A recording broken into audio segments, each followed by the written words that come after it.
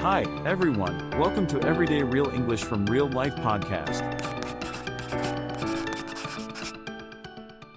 Welcome back to the deep dive. Really glad you could join us again. Great to be here.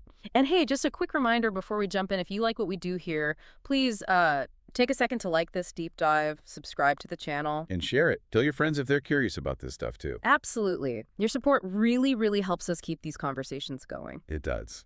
So today we've got something, well, a bit different maybe. We're doing a deep dive based on some fantastic sources you sent over. Yeah, this is going to be fun. It's all about Taylor Swift. Exactly.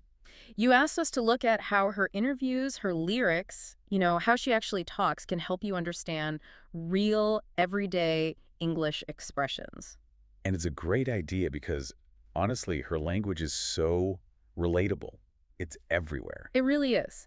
Wow. So our mission today is basically to pull out some key phrases from the material you shared, show you how they work in real life, make them clear. And show you how you can use them. Right. We went through everything, and 4 expressions really stood out. They're super common, useful, just the kind of English that helps you sound more natural. Okay, what do we got? First up, shake it off. We all know the song, right?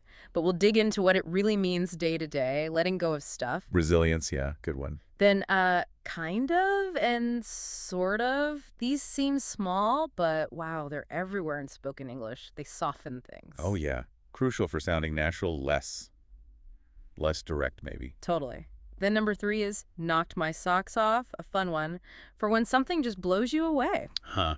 Love that idiom. Very expressive. And finally, shoot your shot. All about taking a chance, being brave, going for it. Ah, the Travis Kelce special. Exactly. So we'll look at examples, talk about the culture behind them, and really see what they tell us about American English. Ready to dive in? To do it. Okay, first one, shake it off. Like we said, you probably know the song, but how does it actually work in a normal conversation? Right. Beyond the catchy tune. Imagine you had a small setback. Something didn't quite work out. Maybe you made a mistake. You might hear someone say this, like person A says, "Ugh, I totally messed up that presentation at work today." And person B might reply, "Hey, don't worry about it too much. Just shake it off. You'll get it next time." See? It's about not letting it drag you down. Yeah. And what's interesting there, culturally speaking, is how shake it off taps into that American idea of, like, optimism. Mm. Moving forward quickly. Mm. It's like you're physically shaking off water, but you're doing it mentally. You're dismissing the bad feeling, the criticism, whatever it is. It's an active choice. An active choice. I like that. And if you look at the sources, Taylor Swift's song, #1 hit, 50 weeks on the chart. I mean, huge. It perfectly captures that. It's about ignoring the haters, the negativity. Right, just shaking it off. Exactly. So the phrase isn't just forget about it. Yeah. It's more like deciding this won't bother me. It's that resilience thing again, bouncing back. That's a great way to put it. It feels empowering, doesn't it, moving forward? Okay, so let's give you a chance to practice saying this one. Listen closely. Try to copy the sound, the rhythm. Ready? Shake it off. Again, shake it off. Nice. Feels good to say it, actually. It does. Okay, moving on. Let's talk about kind of and sort of. Ah, the softeners. Yeah, they might seem like, just filler words, but they're so important for sounding natural, less sharp, more polite sometimes. Definitely. Linguists call them hedges, right? Like putting a little hedge around your statement. Right. So think about when you're not totally sure about something or you want to make a statement sound a bit less strong like this. Person A asks, "Are you completely ready for the big event tonight?" And person B might say, kind of. I'm sort of still packing my bag. See, not a hard no, not a definite yes. It's somewhere in between. And it's fascinating how much we use these in, like, everyday American English. Kinda, sort of. They do a few things. Like what? Well, like you said, softening. Instead of just, I'm tired, which is very direct. Yeah. Saying, I'm kind of tired, feels, I don't know, gentler, more conversational. Less abrupt. And they also show approximation. Like, it's sort of like when something isn't exactly the same, but similar. Right. And looking at the interviews you shared, Taylor Swift is a master at this. She uses them all the time. How so? Well, she might describe something as kind of the coolest thing, or say she kind of has a very similar job to her boyfriend. It makes her sound more relatable, less like she's making grand pronouncements. More conversational. Loose, maybe. Exactly. Loose is a good word. Right. It's key for that natural flow. Yeah. Shows you're not just reading from a script, you know. Yeah, absolutely. Adds that human touch. Okay, let's practice these little power words. Say them slowly. Feel how they soften things. Ready. Kind of. Kind of. Sort of. Pause for listener repeat. Sort of. Good. Okay, expression number 3. Knock my socks off. This one's fun. Definitely more dramatic. It is. It's for when you're just totally impressed, blown away, not just, oh, that was good. It's like, wow. Spectacular. Off the charts. Exactly. Imagine telling someone about an amazing experience like this. Person A.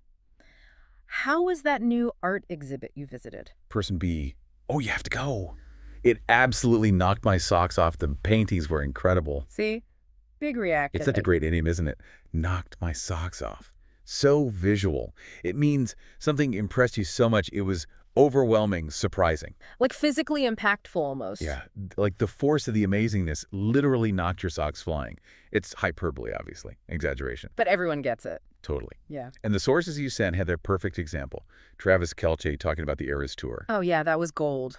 He said, and this is a quote, he'd never experienced something so mesmerizing on stage and then so real and so beautiful in person. Wow. And then he just came right out and said it. She blew me away and Right. knocked my socks off. Boom. Doesn't get clearer than that. Right. It shows you when Americans want to express that level of extreme admiration or surprise, this idiom is ready to go. Fantastic example. It really paints a picture. Okay, let's practice this one. Feel the energy in it. Repeat after me. Knock my socks off. Pause for listener to repeat. Knocked my socks off. One more time. Knock my socks off. Pause for listener to repeat. Love it. All right, on to our last one for today. Number 4. Shoot your shot. Ah, yes. Courage time. Exactly.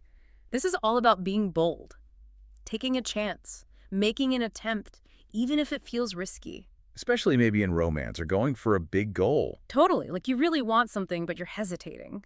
Think about this scenario. Person A says, man, I really want to ask her out, but I'm just so nervous she'll say no. And person B might say, dude, what have you got to lose? Just go for it. You should totally shoot your shot. Encouraging that boldness, right? Yeah. And the phrase itself, it comes from basketball, right? Shooting the ball at the hoop. Makes sense. So figuratively, means you're taking your attempt, you're trying to score, even if you might miss. Yeah. Taking initiative. And, well, the sources made it clear how this everyday phrase became, like, global news because of Taylor and Travis. Oh, absolutely. Kelsey's full send, as they called it. Yeah, right. He talked her up on his podcast, gushed about her, tried the friendship bracelet with his number. That was him, very publicly. Booting his shot. Big time. And Taylor herself confirmed it worked. Remember that quote from your sources? Iconic. Which one? She said, this podcast got me a boyfriend. He was standing outside of my apartment holding a boombox saying, I want to go on a date with you.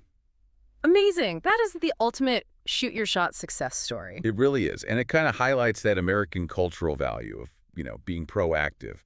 Go get it. Definitely paid off for him. Sometimes you just got to take the leap. Okay, let's practice saying this one. Feel the confidence in it. Yeah. Listen, then repeat. Shoot your shot. Pause for listener to repeat. Shoot your shot. Again. Shoot your shot. Pause for listener to repeat. So we've got these 4 great expressions, but maybe let's zoom out a bit, connect them to the bigger picture, the culture, like you've been doing, especially with someone like Taylor Swift. Yeah, absolutely. Because it's not just about the words in isolation, is it? It's about the context. Right. And one huge thing in the sources was the whole phenomenon of Swifties, her fans. Oh, yeah. Their dedication is something else. It's incredible. Think about the Taylor's versions, the re-recordings, the way fans rallied around that, using phrases like, we ride at dawn. It felt like a movement. It really did. It shows how pop culture can create these communities with their own language, their own sense of purpose.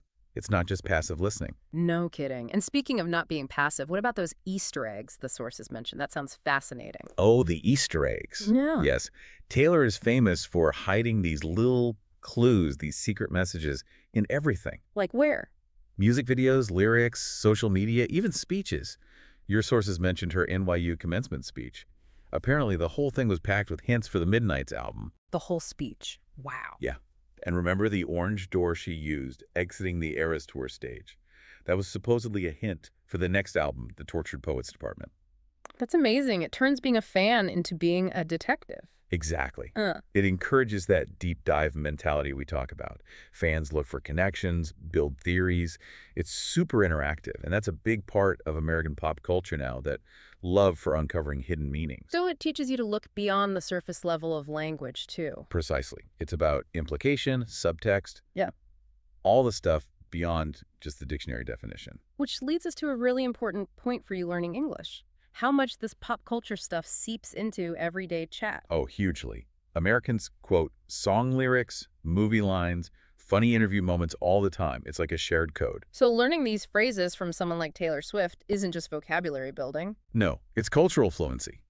It helps you understand the references, connect with people, sound more natural because you get that shared background. You understand not just what they said, but maybe why they chose that particular phrase, you know? Yeah, it bridges a gap. Makes perfect sense. Mm-hmm. Okay, so we want you to practice this. Let's do a quick challenge. Right now, I'll give you a sentence with a blank.